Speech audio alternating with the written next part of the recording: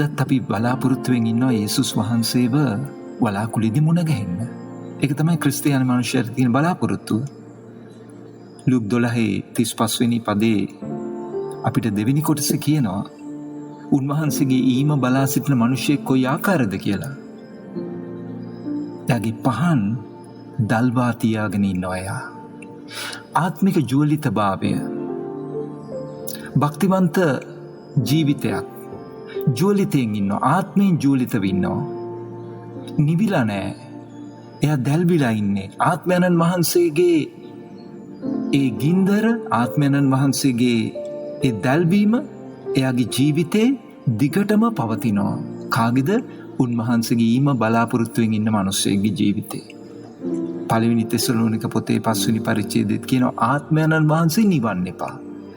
මගේ සහෝදර සහෝදරිය, උන්වහන්සේගේ ඊම බලාපොරොත්තුවෙන් ඔබයි මම ඉන්නකොට අපේ ජීවිතේ උන්වහන්සේගේ කාරණා සම්බන්ධව කොයි වගේ ජීවිතයක් තියෙනවද? අපේ ඇල්මෙරිලා තියෙන ජීවිතේ කාරණාවල් ගැන අපි පොඩ්ඩක් සැලකිලිමත් වුණොත් කොහෙද අපේ ජීවිතේ අඩු වෙලා තියෙන්නේ? අපේ ගින්දර කොහෙද නිවිලා තියෙන්නේ? අතුලාන්තේ උන්වහන්සේට ක්‍රියා කරන්න ඉඩ දෙන ප්‍රමාණය කොච්චරද ඔබගේ මගේ ජීවිතේ? ඒකයි මේ කොටස කියන්නේ පහන් දල්වා තිබෙලා. ඒ වෙලාවට දල්වන කෙනෙක් නෙමෙයි. එයාගේ හැම වෙලේම ජීවිතේ සූදානමින් ඉන්නවා. ඒ වගේම එයාගේ ජීවිතේ හැම වෙලේම ජුවලිතයෙන් ඉන්නවා. ඔබගේ මගේ ජුවලිතේ කොයි වගේද? උන්වහන්සේගේ ඊම බලාපොරොත්තුවෙන් ඉන්න. නැත්නම් උන්වහන්සේව මුණ ගැහෙන්න කොයිතරම් ආසාවකින් ඉන්නවද? ගොඩක් දේවල් ගැන අපිට ජුවලිතයක් තියෙනවා. මගේ සහෝදර සහෝදරි, හොඳම ජුවලිතේ තියෙන්න ඕන උන්වහන්සේව මුණ ගැහෙන්න. ඉතින් ආත්මයන්න් වහන්සේ අපේ ජීවිතේ ඉන්නවා. ආත්මයන්න් වහන්සේට අපි ක්‍රියා කරන්න ඉඩ දෙනකොට හැම වෙලේම අපේ ඇතුළාන්තේ දැල්විලා තියෙන්නේ. ඒ පහන දැල්විලා තියෙන්නේ.